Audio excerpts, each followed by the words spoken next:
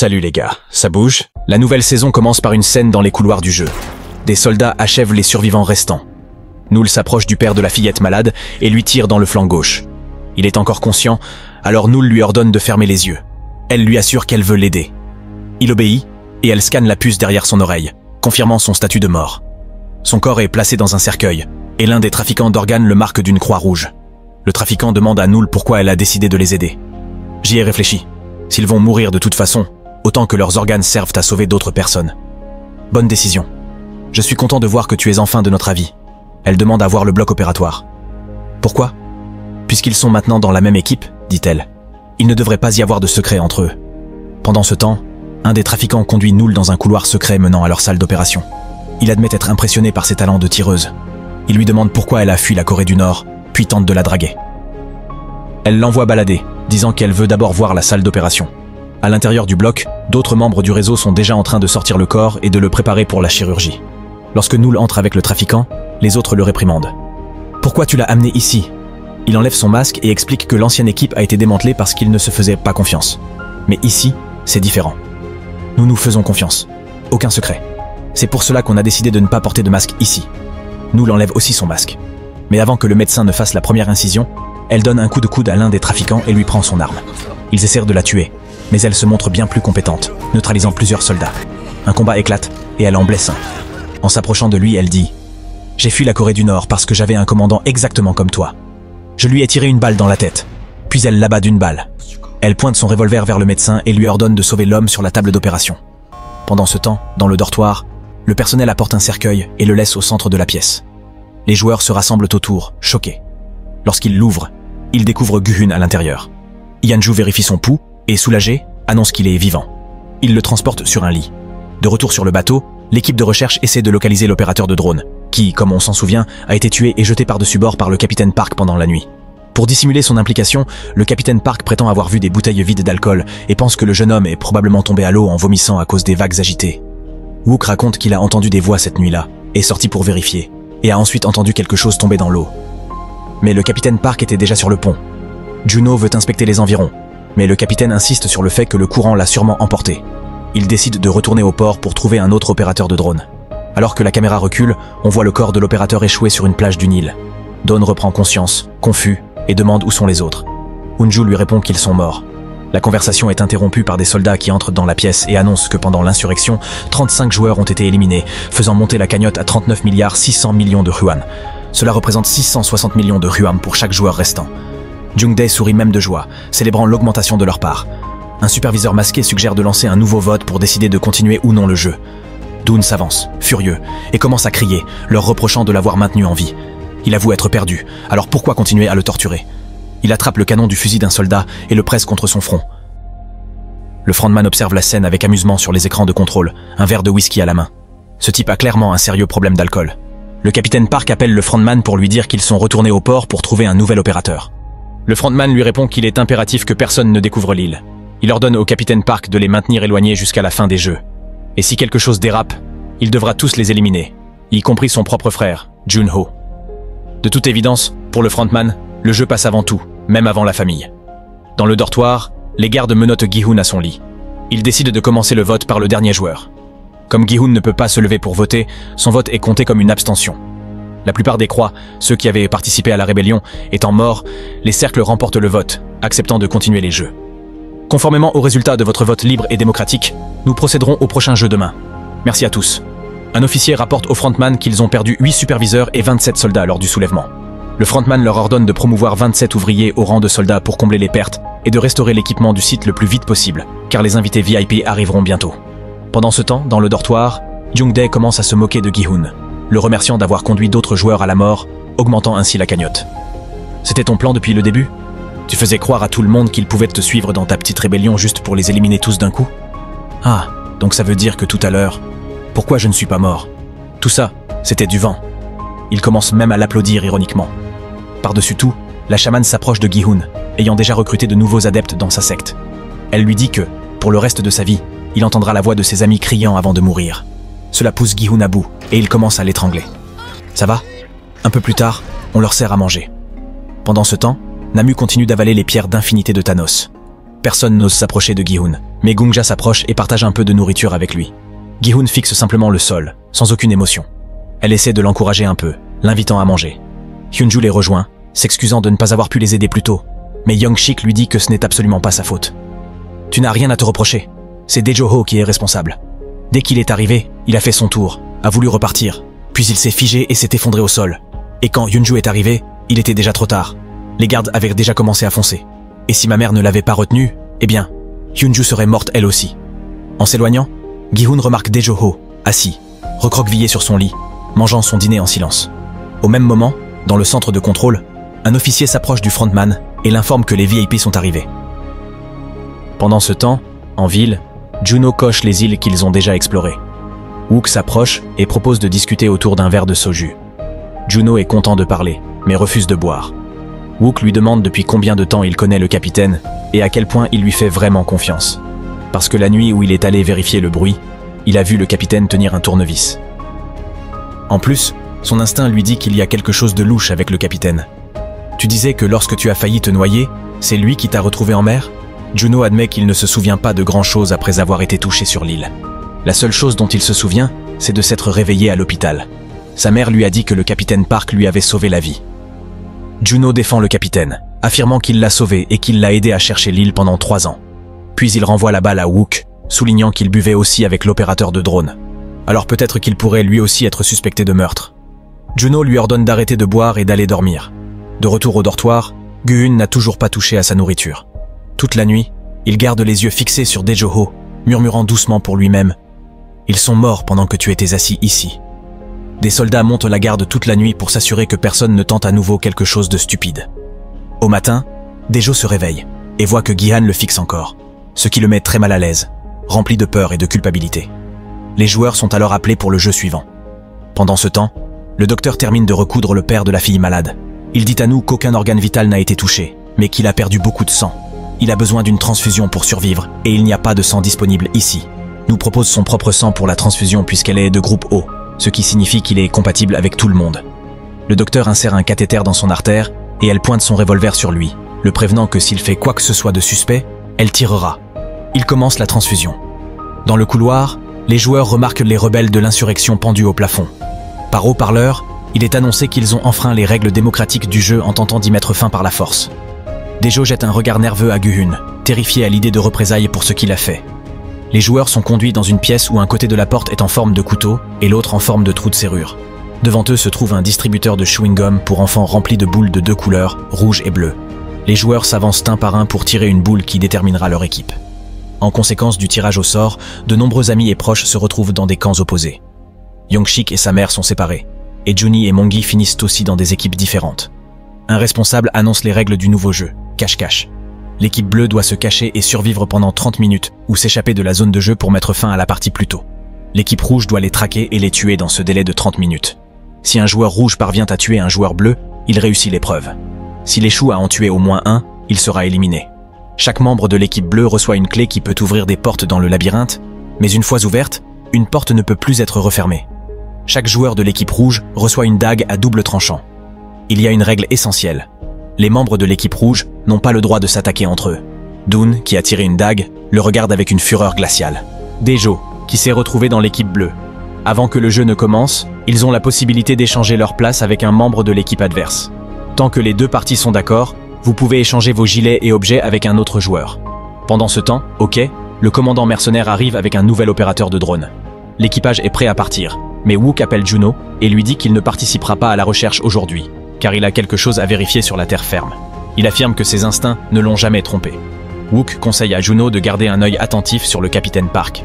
Ensuite, lui et un ami observent le bateau s'éloigner à distance. Wook demande à son ami de le conduire à une certaine adresse. Alors que le bateau s'éloigne, le capitaine Park demande pourquoi Wook n'est pas venu. Juno ment et dit que Wook avait des affaires familiales à régler. Le capitaine rit, disant qu'il a probablement juste eu la trouille. Dans le jeu, la chamane a rassemblé ses fidèles, affirmant qu'elle seule peut les mener à la victoire. Namu s'approche de Minsu et lui dit qu'il ferait mieux d'échanger avec quelqu'un de l'équipe bleue, car il est clairement incapable de tuer qui que ce soit. Puis il se moque de lui pour s'être caché comme un rat la nuit précédente. Pendant que Namu a tué sa copine, Yongi s'approche de Juni et lui propose d'échanger sa place, arguant qu'elle ne sera pas capable de tuer qui que ce soit. Il promet qu'il viendra la protéger une fois qu'il aura effectué un meurtre. D'abord, elle refuse, mais il finit par la convaincre. Young-shik demande aussi à sa mère d'échanger avec lui, pensant qu'elle ne pourra attraper personne avec ses mauvais genoux, mais elle dit qu'ils doivent trouver quelqu'un pour qu'ils finissent tous les deux dans la même équipe. Young-shik insiste pour échanger avec elle, mais elle lui rappelle qu'il n'a jamais su se défendre dans une bagarre, revenant toujours chez eux battu quand il était petit. Finalement, Young-shik la force presque à changer d'équipe. Jung-dae s'approche de Gi-han pour lui proposer un échange. Mais Gi-han le regarde simplement une fois, et cela suffit à Jung-dae pour comprendre qu'il n'a aucune chance de négocier avec lui. Gu-hun observe alors Dae-jo essayer désespérément de convaincre une fille d'échanger d'équipe, lui promettant n'importe quoi pour passer dans l'équipe rouge, car il sait parfaitement que Gu-hun va venir pour lui. Finalement, Dae-jo ne supporte plus la pression et craque. Il s'approche de Gu-hun et lui demande pourquoi il le fixe avec autant d'insistance. Dae-jo tente d'expliquer qu'il n'est pas responsable de la mort de tout le monde, mais Gu-hun continue de le regarder en silence, les yeux plantés dans les siens. C'est là que Dae-jo explose. « Bon sang, arrête de me regarder comme ça. Ce n'est pas ma faute. » Il agrippe Gu et commence à crier qu'ils auraient dû tuer plus de joueurs hauts pour gagner le vote et quitter le jeu. Il commence à accuser Gi-toon d'être responsable de l'échec du plan d'attaque contre les organisateurs. Sa crise est interrompue par un soldat qui pointe un fusil d'assaut droit sur lui. Par l'interphone, l'annonceur ordonne aux joueurs de se diriger vers l'arène. Le jeu va bientôt commencer. Young-shik supplie sa mère de se cacher du mieux qu'elle peut. Elle le rassure, lui disant de ne pas s'inquiéter, qu'elle peut se débrouiller toute seule. En plus, elle a un couteau caché dans son épingle à cheveux. Elle lui demande seulement de trouver le courage de faire au moins une victime pour survivre. L'équipe bleue entre dans un labyrinthe à plusieurs niveaux, dont les plafonds sont décorés d'étoiles peintes. Ils ont 2 minutes pour se cacher, et chacun part dans une direction différente. Juni commence à se sentir faible, et Guamja l'aide à garder l'équilibre. Yanju voit cela, et propose qu'ils restent ensemble, alors tous les trois avancent plus profondément dans le labyrinthe en groupe. Pendant ce temps, alors que l'équipe rouge attend la fin des 2 minutes, Namu s'approche de Monji et lui propose de faire équipe. Monji ne comprend pas ce qu'il veut, sachant que tout récemment Namgu se moquait de lui avec Thanos. Namgi avoue qu'il craint que ce soit plus difficile de tuer des gens en étant seul, car l'équipe bleue se battra avec tout ce qu'elle pourra trouver. Finalement, Monji accepte de faire équipe. Enfin, le compte à rebours de 2 minutes se termine et l'équipe rouge part à la chasse. Guan se lève en dernier, tel un chasseur s'apprêtant à traquer sa proie. Il murmure calmement pour lui-même. C'est entièrement ta faute. Et il s'élance. Il ne cherche qu'une seule cible, Deo. Pendant ce temps, après la transfusion sanguine, le père de la fille malade reprend connaissance. Mais Noël tue froidement le médecin puisqu'elle n'a plus besoin de lui. Elle remet son masque et répète à l'homme qu'elle essaie de lui sauver la vie. Alors que l'équipe rouge se déploie à la recherche des joueurs bleus, Monji remarque que Namgi avale une des pierres d'infinité de Thanos. Namu commence à délirer, parlant du fait que Thanos ne l'a jamais respecté, ne se souvenait jamais de son nom et le traitait comme un esclave. Nomi propose aussi une pierre d'infinité à Monji, mais il refuse. Il s'avère que les joueurs de l'équipe bleue ont 3 types de clés, ronde, carré et triangulaire. Et chaque clé permet d'ouvrir une porte avec une serrure de la même forme. Donc, pour franchir toutes les portes, ils devront faire équipe avec d'autres joueurs bleus ou leur voler leurs clés. Le groupe de Yunju a de la chance. On est plutôt chanceux de savoir les uns les autres. Ensemble, ils peuvent ouvrir n'importe quelle porte du labyrinthe. Gongja propose de donner toutes leurs clés à Yunju pour qu'elle puisse se déplacer plus rapidement à travers les portes. Pendant ce temps, la chamane guide ses fidèles à travers les couloirs, agissant comme si les dieux la guidaient. Ses sbires obéissent à chacun de ses mots sans poser de questions. Rapidement, certains joueurs rouges retrouvent des joueurs bleus et un bain de sang éclate dans les murs du labyrinthe. Les cris des membres de l'équipe bleue résonnent à travers les couloirs. Don rôde dans le labyrinthe, ignorant tout le monde sauf Dae-jo. Lorsqu'il aperçoit enfin quelqu'un, il le poursuit comme un chacal, pour se rendre compte que c'est un autre joueur avec la même coupe de cheveux que Dae-jo. Bien sûr, Guilin le laisse partir et repère immédiatement le vrai Dae-jo à un étage inférieur. Peu après, Monji et Namu coincent un joueur bleu et le piègent dans une impasse. Ils l'attaquent, le poignardant chacun une fois, sans le tuer. Namu est prêt à l'achever, mais Monji l'en empêche. Tu seras le seul à sortir d'ici. Moi, je vais en attraper un autre. Et comment je peux être sûr que tu vas vraiment m'aider? Tu l'auras déjà fait. Qu'est-ce que tu veux faire? Il propose alors qu'ils tuent leurs victimes simultanément pour que chacun obtienne le crédit d'une demi-victoire, et qu'ensuite ils trouvent une deuxième cible à tuer de la même manière. Alors que Monji reste là, choqué par ce qu'il vient de faire, Namu, euphorique sous l'effet des pierres d'infinité, savoure le moment où les yeux de la victime deviennent ternes et sans vie. Monji prend la clé de la victime pour pouvoir ouvrir plus de portes lui-même. Après leur départ, Minsu sort d'une porte voisine et trouve la croix de Thanos, que Namu a laissé tomber durant le combat. Réalisant qu'il n'a pas le courage de tuer qui que ce soit, Minsu avale lui aussi une des pierres d'infinité. Ailleurs, un joueur rouge aperçoit le groupe de Yanju et se lance à leur poursuite. Juni trébuche dans l'escalier et se tord la cheville, incapable de continuer à courir. Le joueur rouge les rattrape et exige que Yanju s'écarte pour qu'il puisse tuer la vieille dame. Il dit qu'il lui faut juste une victime pour terminer le jeu, mais Yanju refuse de reculer. Elle engage un combat féroce et, grâce à son entraînement militaire, finit par le tuer et prend son couteau. Pendant ce temps, Jongdae a fait équipe avec un autre joueur qui possède une clé différente. Ils avancent avec succès, jusqu'à ce qu'une femme de l'équipe rouge apparaisse devant eux. Jongdae pousse immédiatement son partenaire vers elle comme appât. Il attend qu'elle ait fini de tuer le pauvre garçon, puis rouvre la porte et prend la clé de la victime. Plus tard, Yoongi et Namu retrouvent un autre joueur bleu et le tuent ensemble. L'annonceur déclare qu'ils ont terminé le jeu. Juni entend cela et pousse un soupir de soulagement, affirmant que son ami s'en est sorti. Il a promis de m'aider s'il y arrivait. N'y compte pas trop. Il pourrait ne pas nous retrouver. Monji part chercher sa petite amie pour tenir sa promesse. Namu commence à le taquiner, se moquant de son envie désespérée de protéger cette fille. Cela énerve Monji, qui le prévient que s'il lui touche un cheveu, il le tuera. Namu rit et dit qu'il va l'aider à la retrouver et à la protéger, mais seulement à une condition. S'il croise d'autres joueurs bleus, il continue de les tuer. À ce stade, Yoongi s'en fiche un peu, puisqu'il a déjà terminé le jeu. Namu souligne que rien dans les règles n'interdit de tuer plus d'un joueur bleu. S'ils en éliminent un autre, cela signifie qu'un joueur rouge quelque part n'aura pas de victime et sera éliminé quand le temps sera écoulé. Monji comprend la logique et accepte de continuer à traquer des cibles pendant qu'il cherche sa petite amie enceinte. Un joueur de l'équipe rouge commence à poursuivre Do, le coinçant dans l'escalier, le tuant. Le couteau de l'assaillant se casse dans la chute, alors Do en récupère la lame pour s'armer. Pendant ce temps, Young-shik trouve un joueur de l'équipe bleue caché dans une pièce. L'homme tremble de peur, suppliant qu'on ne le tue pas. Young-shik reste figé, incapable de passer à l'acte. Saisissant l'occasion, l'homme se jette sur Young-shik et manque de le tuer. Mais un autre joueur de l'équipe rouge fait irruption dans la pièce et tue l'homme, sauvant ainsi la vie de Young-shik. Youngju ouvre une porte et fait entrer Juni et Gumja. Elle examine la cheville de Juni et dit qu'elle est peut-être cassée. Elle ne pourra plus continuer à courir. Juni leur dit de la laisser derrière et de se sauver. Gumja veut aussi rester et dit à Anju de s'échapper seule, car elles ne feront que la ralentir. À ce moment-là, les os de Juni se rompent, et Gumja commence à se préparer à accoucher là, dans cette pièce. Pendant ce temps, la chamane tourne en rond avec ses fidèles. Finalement, elle trouve un passage vers un autre étage. Elle entre dans une porte, puis en ressort brusquement en courant.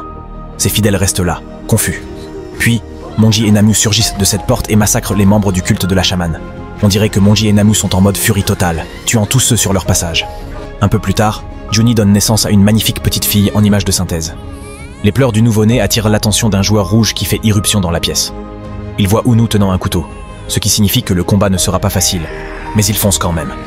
Dans le duel au couteau qui s'ensuit, Unu reçoit un coup de lame à la jambe et tous deux basculent dans la pièce voisine. Finalement, Unu réussit à tuer son agresseur. Elle remarque qu'il y a 3 serrures sur la porte, et au-dessus un panneau indiquant « Sortie ».